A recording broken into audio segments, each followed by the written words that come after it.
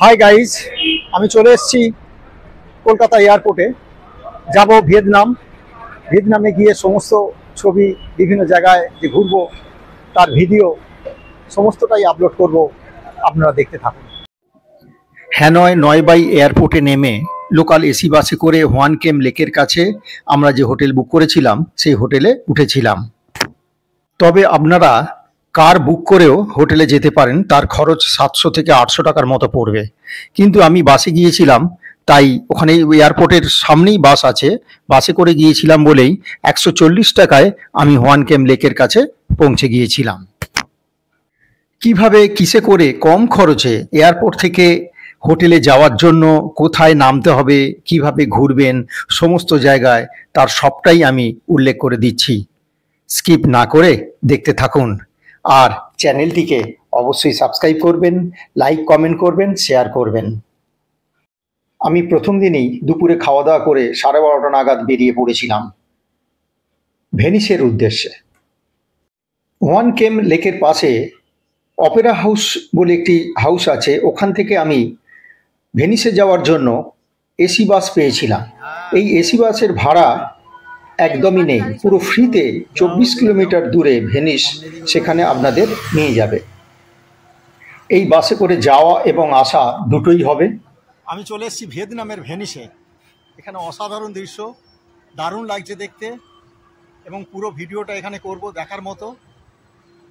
মানে হায়দ্রাবাদে আমাদের যেমন ইন্ডিয়ার হায়দ্রাবাদে ফিল্ম সিটি ছিল, ফিল্ম সিটি, এখানেও সেরকম ভিয়েতনামের হচ্ছে ভেনিস, এটাকে ভেনিস বলা হয়।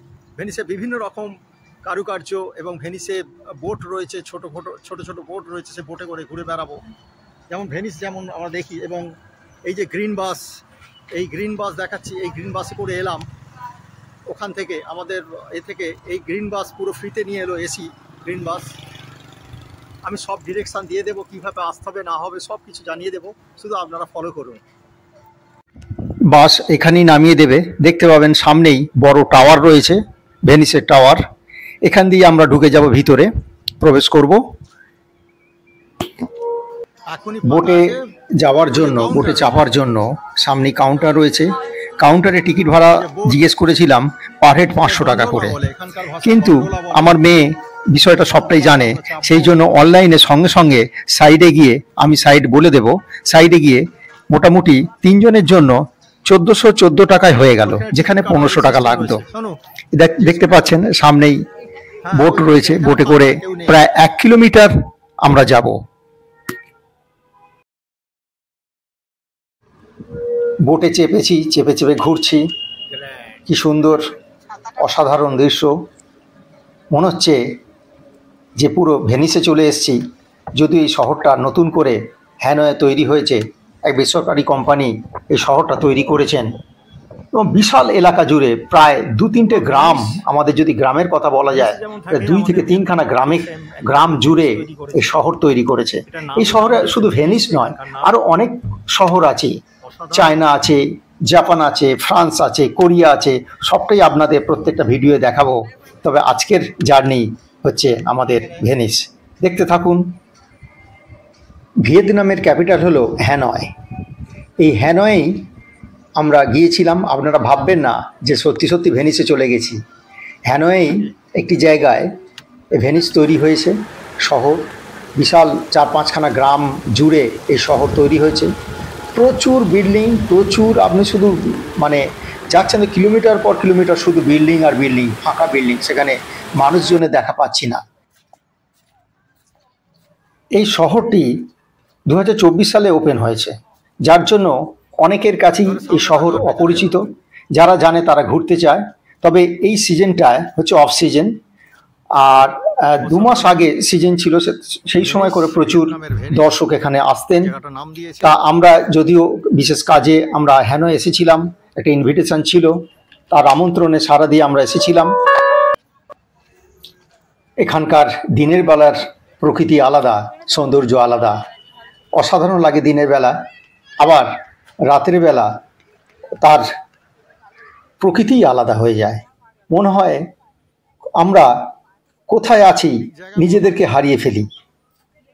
প্রায় 1 কিলোমিটার বোটে করে যাওয়ার পর নেমে এবারে হেঁটে হেঁটে ঘুরে বেড়াচ্ছি, দেখছি প্রত্যেকটা দৃশ্য, প্রত্যেকটা বাড়ি। এখানে প্রচুর যে বিল্ডিংগুলো হয়ে আছে, শুধু নিচের দিকে দোকানগুলো কমপ্লিট হয়েছে, মানে বিক্রি হয়েছে বা ভাড়ায় হয়েছে, কিন্তু এই যে দোতলা, তিনতলা, চারতলা এগুলো পুরোটাই ফাঁকা আছে।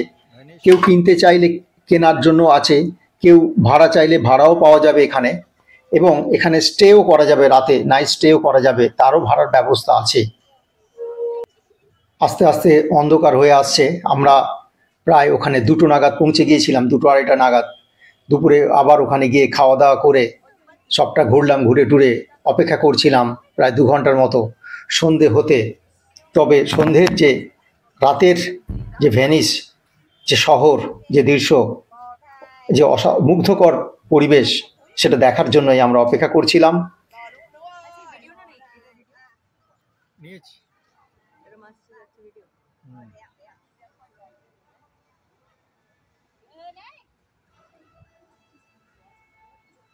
এটা পুরো দোকানের উপরেই নদীটা, মানে লেক। অসাধারণ অপরিচিত ফুলের সমাবেশ। এই ফুলগুলো আগে কোনোদিন আমি দেখিনি, কি সুন্দর দেখতে।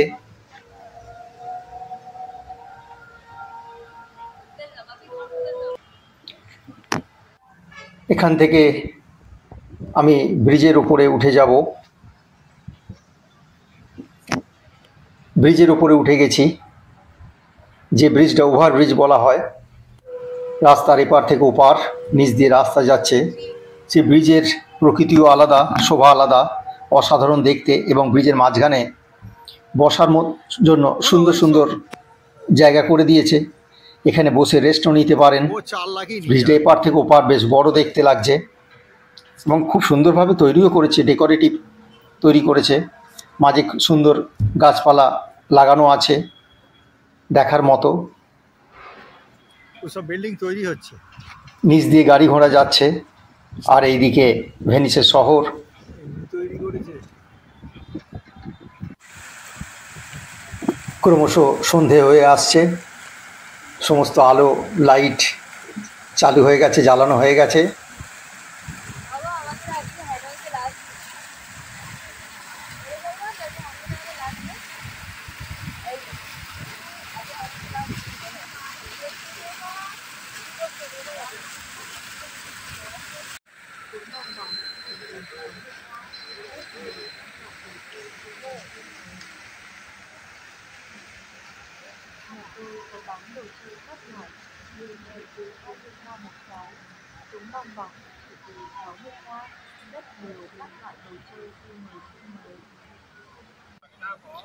এই শহরটিকে মেগা গ্র্যান্ড ওয়ার্ল্ড নামে পরিচিত, কিন্তু হ্যানয়ে অনেকের কাছেই এই মেগা গ্র্যান্ড ওয়ার্ল্ড কোথায় সেটাই জানে না। কিন্তু যদি বলা হয় ভেনিস যাব, তাহলে এক বাক্যে তারা বলে দেবে যে এই বাসে করে যেতে হবে। রাত হয়ে গেছে, এই সেই ভেনিসের বিখ্যাত বোট। বিখ্যাত বোট, অসাধারণ লাগছে লাইটিং হয়েছে বলে। চারিদিকে লাইট জ্বলছে, মেগা গ্র্যান্ড ওয়ার্ল্ড লেখা রয়েছে। এই দৃশ্য দেখার জন্যই আমরা সন্ধে পর্যন্ত অপেক্ষা করছিলাম।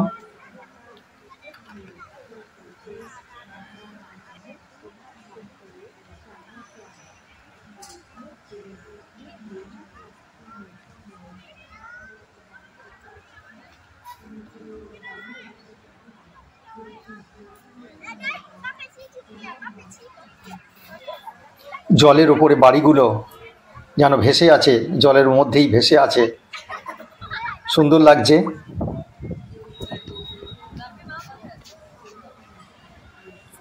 লাইটের রিফ্লেকশন জলে পড়েছে, সে এক দৃশ্য আলাদা, শোভা আলাদা। Nhà tôi có bán đồ chơi các loại, siêu আমি khổ তো từ 21 một cái, তোকেও তো আমি খুঁজছি, bong bóng chỉ từ 6 তোকেও খুঁজে পাইনি। rất nhiều các loại đồ chơi. Ngoài ra còn có nước ép, sinh tố, trà hoa quả, nước dừa, nước mía mát lạnh, siêu mềm siêu mềm.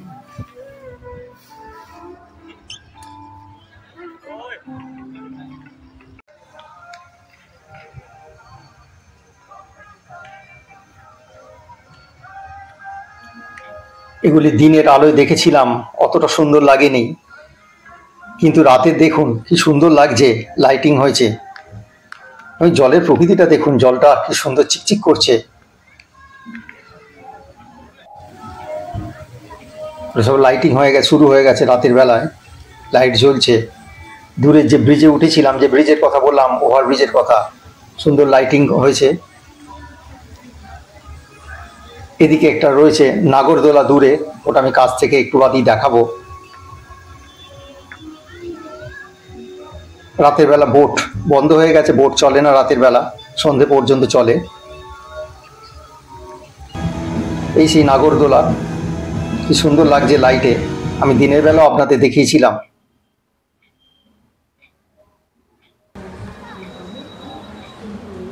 অসাধারণ, সত্যি ভাবা যায় না। আপনাদের অনুরোধ করব, আপনারা একবার হ্যানয় ঘুরে আসুন। আর হ্যানয় গেলে, ভিয়েতনাম গেলে অবশ্যই এই ভেনিস শহরে যাবেন। গেলে আপনার সমস্ত পয়সা উসুল হয়ে যাবে। অত্যন্ত আমাদের মতো যারা মধ্যবিত্ত, তাদের কাছে ভিয়েতনাম যাওয়াটা খুবই সহজ, খুব কম খরচ হয়। আমি বিস্তারিত আপনাদের এখনই জানিয়ে দিচ্ছি। ফেরার পালা, মনটা ভীষণই খারাপ হয়ে গেল। আবার সেই ইলেকট্রিক বাসে করে বাসে চেপে পড়েছি। এই বাসে করেই আবার আমরা সেই লেকের কাছে অর্থাৎ হোটেলের কাছে পৌঁছে যাব। যে জায়গায় নামবো ওখান থেকে 5 মিনিট ওয়াকিং ডিস্টেন্সে আমাদের হোটেল, তাই হেঁটেই যাব। পরের ভিডিওতে আমি আরও 4টি শহরে যে ঘুরবো, সেই 4টি শহরকে দেখাবো এবং অনলাইনে কীভাবে বোট বুক করবেন তার সবটাই ডেসক্রিপশান বক্সে উল্লেখ করে দিচ্ছি। ভিয়েতনামের হ্যানয়ে গেলে 4 থেকে 5 দিন ওখানে ঘোরা যেতেই পারে। তার সমস্ত খরচটাই আমি ডেসক্রিপশান বক্সে উল্লেখ করে দিচ্ছি। ভালো থাকবেন, সুস্থ থাকবেন। কি রামোজি সিটি, তাই তো।